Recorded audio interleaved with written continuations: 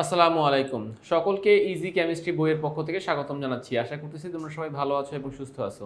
এই পর্বে আমরা তোমাদের বোর্ড বইয়ের 11 অধ্যায় থেকে মানে বোর্ড বইয়ের সাথে বা বোর্ড বইয়ের চ্যাপ্টারের শেষ দিকে যে সৃজনশীল প্রশ্নগুলো থাকে সেই সৃজনশীল প্রশ্নগুলো তোমাদেরকে সমাধান করিয়ে দিব। তো চলো আমরা 11 অধ্যায়ের আমাদের দেখি যে বোর্ড থেকে যে সৃজনশীল প্রশ্নগুলো আমাদের বইয়ের সাথে দেওয়া হয়েছে সেইখান থেকে আমরা একটা প্রশ্ন সমাধান করি। তো আমি শুরুতেই প্রশ্নটা একটু দেখতেছি। এখানে বলতেছে যে পর্যায়ক্রমে একটি গ্যাসকে 1 থেকে 3 নং বিক্রিয়ার মাধ্যমে বিভিন্ন পদার্থে পরিণত করা হয়। আমরা একটা গ্যাস থেকে বিভিন্ন রকম পদার্থ আমরা তৈরি করতে পারি। এখন সেই গ্যাসটি কে? সেই গ্যাসটি হচ্ছে মিথেন গ্যাস। দেখো মিথেন গ্যাসকে আমরা সামহাউ কোনো একটা প্রসেসের মাধ্যমে আমরা অ্যাসিটিলিন এবং হাইড্রোজেন গ্যাসে পরিণত করি। মিথেন গ্যাস থেকে 2 মোল মিথেন গ্যাস থেকে আমরা কি পাই? অ্যাসিটিলিন পাই এবং হাইড্রোজেন গ্যাসে পরিণত করতে পারি। এখানে একটা তাপমাত্রা থাকে 1500 ডিগ্রি সেলসিয়াস। এবার সেই অ্যাসিটিলিনকে হাইড্রোক্লোরিক অ্যাসিডের সাথে বিক্রিয়া করে আমরা পাচ্ছি ভিনাইল ক্লোরাইড। ঠিক আছে? তো আমাদের 2 নং বিক্রিয়ার ফলে তৈরি হচ্ছে ভিনাইল ক্লোরাইড এবং 3 নং বিক্রিয়ার ফলে খেয়াল করো 3 নং বিক্রিয়ার ফলে ভিনাইল ক্লোরাইডকে যখন আমরা পলিমারকরণ বিক্রিয়ার সাহায্যে বিক্রিয়া করব তখন সেখান থেকে এই যে যৌগটা এটার নাম হচ্ছে পলিভিনাইল ক্লোরাইড। তো তাইলে আমরা যদি একটু নামগুলো একটু লিখে নেই, তো এটার নাম হচ্ছে অ্যাসিটিলিন। এটার নাম কি? এটার নাম হচ্ছে ভিনাইল ক্লোরাইড। আর এই ভিনাইল ক্লোরাইডকে পলিমারকরণ করলে আমরা কি পাবো? আমরা পাবো পলিভিনাইল ক্লোরাইড। আচ্ছা, তো আশা করতেছি তোমরা এটুকু বুঝছো এবং এখানে একটা প্রভাবক থাকে আসলে মূলত 1500 ডিগ্রি সেলসিয়াস এর মতো একটা তাপমাত্রা আমাকে দিতে হয় যেখান থেকে আমরা হাইড্রোজেন গ্যাস তৈরি করতে পারি এবং অ্যাসিটিলিন তৈরি করতে পারি। ওকে, সো আমরা তিনটে বিক্রিয়া বুঝতে পেরেছি। এবারে চলো আমরা প্রশ্নে যাচ্ছি। ক নম্বর প্রশ্ন, হাইড্রোকার্বন কাকে বলে? আচ্ছা, সো শুধুমাত্র খেয়াল করো, শুধুমাত্র হাইড্রোজেন এবং কার্বন দ্বারা গঠিত যৌগকে হাইড্রোকার্বন বলে। ব্যাস, এখানে আমার আর কিচ্ছু বলতে হবে না, যে শুধুমাত্র হাইড্রোজেন এবং কার্বন দ্বারা গঠিত যৌগকে হাইড্রোকার্বন বলে। সেকেন্ড প্রশ্ন, বেনজিন অ্যারোমেটিক হাইড্রোকার্বন ব্যাখ্যা করো। বেনজিনকে অ্যারোমেটিক যৌগ বলা হয় বা অ্যারোমেটিক হাইড্রোকার্বন বলা হয়, এইটা এখন আমাকে ব্যাখ্যা করতে হবে। সো আমরা যাচ্ছি পরবর্তী প্রশ্ন। দেখো এখানে একটা বেনজিনের চিত্র আঁকা হয়েছে। বেনজিনের সংকেত হচ্ছে C6H6, এটা হচ্ছে বেনজিনের সংকেত। তো এই বেনজিনকে আমরা অ্যারোমেটিক হাইড্রোকার্বন বলতে পারবো। এখন বেনজিনকে অ্যারোমেটিক হাইড্রোকার্বন বলার পিছনে অনেকগুলো যুক্তি থাকলেও মেজর 3টা পয়েন্ট আমাকে অবশ্যই মেনশন করতেই হবে। কারণ কি, দেখো বেনজিনে কি রয়েছে? বেনজিনে একান্তর দ্বিবন্ধন থাকে। আচ্ছা, তোমরা কি বুঝো একান্তর দ্বিবন্ধন জিনিসটা কি?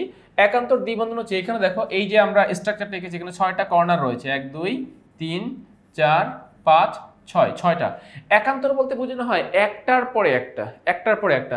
যেরকম এই যে যদি আমি এরকম ধরি 1 2 3 4 5 6, তাহলে 1 এবং 2 এর মাঝখানে আমরা একটা দ্বিবন্ধন দেখতে পাচ্ছি। আবার 2 3 এর মাঝখানে একটা গ্যাপ, 3 4 এর মাঝে আবার দ্বিবন্ধন দেখতে পাচ্ছি। 4 এবং 5 এর মাঝে গ্যাপ, আবার 5 6 এর মাঝে আমরা দ্বিবন্ধন দেখতে পাচ্ছি। সো এটাকে বলা হয় একান্তর দ্বিবন্ধন, অর্থাৎ একটা কার্বন গ্যাপ দিয়ে আমরা এরকম দ্বিবন্ধন সাজালে সেটাকে বলা হয় একান্তর দ্বিবন্ধন।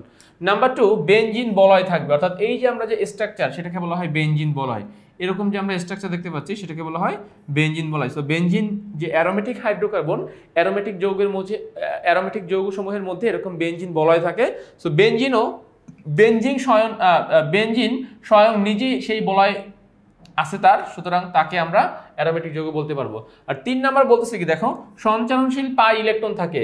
এই যে আমরা দ্বিবন্ধনগুলো দেখতে পাচ্ছি, এই দ্বিবন্ধনগুলো আসলে ফিক্সড না।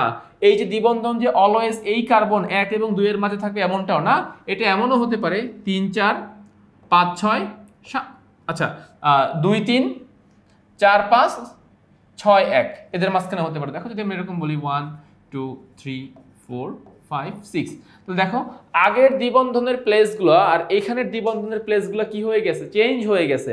তাহলে এই দ্বিবন্ধনগুলো মুভ করতে থাকে। আর দ্বিবন্ধন মানেই কি, সেখানে একটা পাই বন্ধন থাকবে। তাহলে পাই বন্ধনে থাকবে কয়টি ইলেকট্রন? 2টি ইলেকট্রন। সেই জন্য বলা হয় যে সঞ্চালনশীল পাই ইলেকট্রন থাকে, যেটা কিনা আমরা বেনজিনের মধ্যেও পাই। তাহলে বেনজিনকে অ্যারোমেটিক হাইড্রোকার্বন বলা হয়। এটা 3টা রিজন আমরা বলতে পারি। নাম্বার 1, একান্তর দ্বিবন্ধন থাকে। নাম্বার 2, বেনজিন বলয় থাকে। আর নাম্বার 3, সঞ্চালনশীল পাই ইলেকট্রন থাকে। এই কথাগুলো বেনজিনের সাথে মিলে যাচ্ছে বিধায় বেনজিনকে আমরা কি বলবো? অ্যারোমেটিক হাইড্রোকার্বন বলতে পারবো। যাচ্ছি পরবর্তী প্রশ্ন। দেখো কি বলতেছে, যে 2 নং বিক্রিয়াটি কোন ধরনের বিক্রিয়া ব্যাখ্যা করো। এই যে সেকেন্ড যে বিক্রিয়াটি আছে অর্থাৎ অ্যাসিটিলিনের সাথে হাইড্রোক্লোরিক অ্যাসিড মিশানোর ফলে সেখান থেকে তৈরি হচ্ছে ভিনাইল ক্লোরাইড। এই বিক্রিয়াটিকে আমাদের যে সপ্তম অধ্যায়ে যে বিভিন্ন রকমের বিক্রিয়া আমরা পড়েছি, সংযোজন, সংশ্লেষণ, বিয়োজন, দহন, প্রতিস্থাপন, তো এইরকম কোন ক্যাটাগরির মধ্যে এই বিক্রিয়াটি পড়বে এটা এখন আমাকে ব্যাখ্যা করতে হবে। তো দেখো 2 নম্বর বিক্রিয়াটাকে যদি আমরা এভাবে দেখাই তাহলে কি হচ্ছে, অ্যাসিটিলিনের সাথে HCl সংযুক্ত করা হচ্ছে, ফলে কি হবে,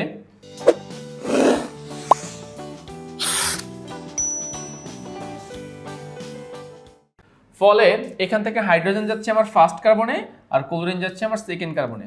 দেখো তাহলে হাইড্রোজেন ফার্স্ট কার্বনে এবং একটা বন্ধন কিন্তু কমে যাবে, কেননা আমি HCl কে যেহেতু সংযুক্ত করতেছি, ফলে আমার এখানে ট্রিপল বন্ধন থাকবে না। এই ট্রিপল বন্ধনের মধ্যে একটা বন্ধন ভাঙবো, সেই একটা বন্ধন ভাঙার পরে যে নতুন যে স্পেস বা জায়গা তৈরি হবে সেই জায়গায় কিন্তু আমরা HCl কে প্রবেশ করাবো, ফলে আমার আর 3টা বন্ধন থাকবে না, বন্ধন থাকবে 2টায়। এখানে CH ছিল আর একটা হাইড্রোজেন বের হয়ে যাবে CH2, এখানে বন্ধন 3টা ছিল, একটা বন্ধন কমে গিয়ে 2টা বন্ধন হয়ে যাবে, আর এখানে CH এর সাথে Cl বসে যাবে, সো এটা হচ্ছে CHCl।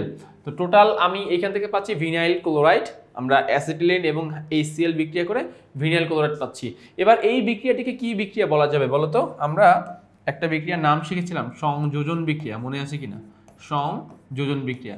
এই বিক্রিয়ার শর্ত ছিল একটাই, যে বিক্রিয়কে তোমার যতগুলো পারো তুমি বিক্রিয়ক নাও, বাট উৎপাদ একটা হতে হবে, মানে একটাই উৎপাদ আমরা সেখানে তৈরি করব। তো দেখো তো এখানে আমার 2টা বিক্রিয়ক, একটা হচ্ছে অ্যাসিটিলিন আর একটা হচ্ছে হাইড্রোক্লোরিক অ্যাসিড, এই 2টা বিক্রিয়ক পরস্পরের সাথে মিলিত হয়ে আমার একটা উৎপাদ তৈরি করেছে যার নাম হচ্ছে ভিনাইল ক্লোরাইড। তাহলে আমি একাধিক বিক্রিয়ক থেকে যেহেতু একটা উৎপাদ পাচ্ছি, একাধিক বিক্রিয়কের সমন্বয় করে যেহেতু আমি একটা উৎপাদ পাচ্ছি, তাই আমরা এই বিক্রিয়াটিকে কি বিক্রিয়া বলবো? আমরা এই বিক্রিয়াটিকে সংযোজন বিক্রিয়া বলতে পারবো, আমরা এই বিক্রিয়াটিকে সংযোজন বিক্রিয়া বলতে পারবো। ওকে, তাহলে আমাদের গয়ের অ্যান্সারও ফুলফিল হয়ে যাচ্ছে। এরপরে আমরা এটার একটু ব্যাখ্যা দিয়ে দিলেই, মানে মূল কাজ বা মূল অ্যান্সার হচ্ছে সংযোজন বিক্রিয়া। সংযোজন বিক্রিয়ার পিছনে সংযোজন বিক্রিয়া বলার পিছনে যুক্তি হচ্ছে যে একাধিক বিক্রিয়ক বিক্রিয়া করে নতুন একটাই মাত্র উৎপাদ তৈরি করেছে, যেটাকে আমরা ভিনাইল ক্লোরাইড বলতেছি। সো এই জন্য আমরা এই বিক্রিয়াটিকে সংযোজন বিক্রিয়া বলবো। আচ্ছা, গেল এটা। যাচ্ছে এটার ঘ নাম্বার প্রশ্নে। তাহলে ঘ নাম্বার প্রশ্নটা আমরা কমপ্লিট করেছি। ঘ নাম্বার প্রশ্নে কি বলেছে দেখো, যে উদ্দীপকের প্রথম বিক্রিয়ক গ্যাসটির ব্যবহার বহুমুখীকরণের সম্ভাবনা বিশ্লেষণ করো। এই যে উদ্দীপকের 1 নম্বরে যে মিথেন গ্যাসটি রয়েছে, এই মিথেন গ্যাসের ব্যবহার বহুমুখীকরণের সম্ভাবনা, অর্থাৎ এই মিথেন গ্যাসের ব্যবহারটাকে আমরা চাইলে নানান সেক্টরে নানানভাবে এটার ব্যবহার করতে পারি। তো এটাই এখন ব্যাখ্যা করতে হবে। দ্যাট মিনস বোঝাতে চাচ্ছে যে মিথেন গ্যাসটা শুধুমাত্র একটা পারপোজ বা 2টা সিঙ্গেল পারপোজ এরকম ব্যবহার হয় না, অনেকগুলো কাজে আমরা মিথেন গ্যাসকে কাজে লাগাতে পারি। সেগুলো আমাকে এখন বিক্রিয়ার মাধ্যমে প্রেজেন্ট করে দেখাতে হবে যে হ্যাঁ আমি এই প্রসেস এখানে ফলো করে আমি এইভাবে তৈরি করতে পারি। ফাইন, তো তাহলে দেখো আমরা যাচ্ছি আমাদের ঘ নাম্বার প্রশ্নে। এখানে বিক্রিয়াগুলো খুব সুন্দর মতো বুঝতে হবে। প্রথম বিক্রিয়াটি কি বলেছে দেখো, মিথেন গ্যাস অক্সিজেনের সাথে বিক্রিয়া করে কি কি উৎপন্ন করতে পারে? কার্বন ডাই অক্সাইড, পানি এবং তাপ শক্তি। এখানে আমরা তাপ শক্তিকে মার্ক করি, কেননা এই বিক্রিয়াটা কিন্তু আমরা আমাদের বাসা বাড়িতে প্রতিনিয়তই ঘটিয়ে থাকি। আমরা যে রান্নার সময় যে মিথেন গ্যাস, সেই মিথেন গ্যাসকে আমরা কিন্তু তাপ শক্তির সোর্স হিসেবে ব্যবহার করতে পারি। মিথেন গ্যাস বায়ুর অক্সিজেনের সংস্পর্শে এসে বিক্রিয়ায় অংশগ্রহণ করে, সে প্রচুর তাপ শক্তি উৎপন্ন করে, যেই তাপ শক্তি দিয়ে আমরা আমাদের খাবার দাবার রান্না করতে পারি। সো মিথেন গ্যাসের একটা ব্যবহার হচ্ছে এই যে তাপ শক্তি পাওয়ার উৎস হিসেবে। নাম্বার 2, মিথেন গ্যাস যখন হ্যালোজেন গ্রুপের সদস্য ক্লোরিনের সাথে বিক্রিয়ায় অংশগ্রহণ করে, তখন ডাইক্লোরোমিথেন CH2Cl2, যার নাম হচ্ছে ডাইক্লোরোমিথেন এবং হাইড্রোক্লোরিক অ্যাসিড উৎপন্ন করে। তাহলে এই যে ডাইক্লোরোমিথেন, এই ডাইক্লোরোমিথেনকে আবার আমরা কোথায় ব্যবহার করি? রং শিল্পের দ্রাবক হিসেবে ব্যবহার করি। অর্থাৎ মিথেন থেকে আমরা তৈরি করতেছি ডাইক্লোরোমিথেন, এবং সেই ডাইক্লোরোমিথেন রং শিল্পের দ্রাবক হিসেবে ব্যবহার করা যেতে পারে। তাহলে এখানে কিন্তু মূলত মিথেন গ্যাসটাকে আমরা বেশি ফোকাস করতেছি। মিথেন গ্যাস থেকেই কিন্তু আমরা ডাইক্লোরোমিথেন তৈরি করেছি, এবং যেই ডাইক্লোরোমিথেনকে আমরা রং শিল্পের দ্রাবক হিসেবে ব্যবহার করতেছি। সো এখানেও কিন্তু এটা একটা ব্যবহার রয়েছে।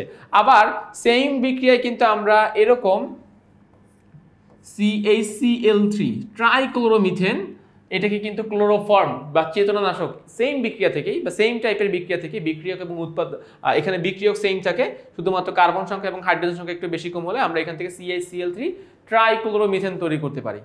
তো এই ট্রাইক্লোরোমিথেন কি কাজ করে বলতো? এই ট্রাইক্লোরোমিথেন কিন্তু চেতনানাশক হিসেবে কাজ করে। সো সেখানে কিন্তু একটা মিথেন গ্যাসের ব্যবহার আমরা দেখতে পাই। আচ্ছা গেল দুইটা। 3 নাম্বারটা একটু ফলো করো। 3 নাম্বারটা দেখো, মিথেন গ্যাসের একটা ভ্যারাইটি আইটেম এখানে দেওয়া হয়েছে, যে মিথেন গ্যাস অক্সিজেনের সাথে বিক্রিয়া করে কখনো কখনো কার্বন ডাই অক্সাইড উৎপন্ন করে, কখনো কখনো কিন্তু অক্সিজেন স্বল্প থাকলে এখানে কার্বন মনোক্সাইডও তৈরি হতে পারে। কার্বন মানে মিথেন গ্যাস থেকে আমরা চাইলে কার্বন মনোক্সাইডও তৈরি করতে পারি। আচ্ছা, তো কার্বন মনোক্সাইড আবার হাইড্রোজেনের সাথে বিক্রিয়া করে উৎপন্ন করতে পারে মিথানল। কি উৎপন্ন করতে পারে? মিথানল। এই মিথানল যে কোনো বিক্রিয়ায় দ্রাবক হিসেবে ব্যবহৃত হয়। মিথানলটা যে কোনো বিক্রিয়ার ক্ষেত্রে আমরা মিথানলকে দ্রাবক হিসেবে মিথানলকে আমরা ব্যবহার করতে পারি। তো এই 3টা আইটেম তো আমরা অলরেডি কমপ্লিট করেই ফেললাম। এবারে যাচ্ছি আমি 4 নাম্বার আইটেমে। দেখো কি বলতেছে 4 নাম্বার আইটেমে, আমরা মিথেন থেকে হ্যালোজেনের সাথে বিক্রিয়া করে মিথাইল ক্লোরাইডকে সোডিয়াম হাইড্রোক্সাইডের সাথে বিক্রিয়া করাচ্ছি অ্যাকুয়াস দ্রবণ। তাহলে এখানে এই যে মিথাইল মূলক আর ওএইচ মূলক এরা পরস্পর মিলিত হয়ে উৎপন্ন করতেছে কি?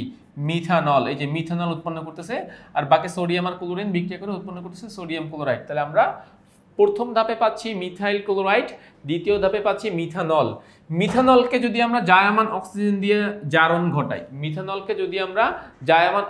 জারণ ঘটাই, তখন কি হয় দেখো, এই বিক্রিয়াটা একটু আসলে বুঝতে হবে। এখান থেকে ফার্স্টে একটা হাইড্রোজেন যাচ্ছে OH মূলকের কাছে, OH মূলক একটা হাইড্রোজেন নিয়ে সে তৈরি করবে পানি। তাহলে বাকি আছে কে? 3টে হাইড্রোজেন ছিল, খেয়াল করো 3টে হাইড্রোজেন ছিল, 3টে হাইড্রোজেনকে 3 ভাগে ভাগ করো, একটা হাইড্রোজেন চলে গেল OH মূলকের কাছে, মিলে সে পানি তৈরি করলো। বাকি হাইড্রোজেন, সেই একটা হাইড্রোজেন হচ্ছে এই, আর এখানে আছে একটা কার্বন, এখানে আছে একটা অক্সিজেন, এখানে আছে আর একটা হাইড্রোজেন, 3টে হাইড্রোজেন না। সো একটা হচ্ছে আমি শুরুতে দিলাম, একটা হচ্ছে পানির সাথে চলে গেল, আর বাকি হাইড্রোজেন এখানে যে একটা কার্বন অবশিষ্ট আছে সেই কার্বন এবং অক্সিজেন মিলে তৈরি করবে CHO। এটার নাম হচ্ছে ফরমালডিহাইড। এই ফরমালডিহাইডের 40% জলীয় দ্রবণকে ফরমালিন বলে, যেই ফরমালিন দ্বারা আমরা বিভিন্ন জীবজন্তুর দেহ বা বিভিন্ন ফসিল এগুলো কিন্তু আমরা সংরক্ষণ করতে পারি, মানে দীর্ঘ সময় ধরে আমরা ল্যাবরেটরিতে সংরক্ষণ করতে পারি। তো 4 নাম্বার বিক্রিয়াটা হচ্ছে এই যে বিক্রিয়াটা। তো দেখো এই যে ফরমালিনটা পেলাম, এই ফরমালিন এর মূল উৎস মানে বিক্রিয়াটা মূলত শুরু হয়েছে কোন জায়গা থেকে? মিথেন থেকে, তাই না?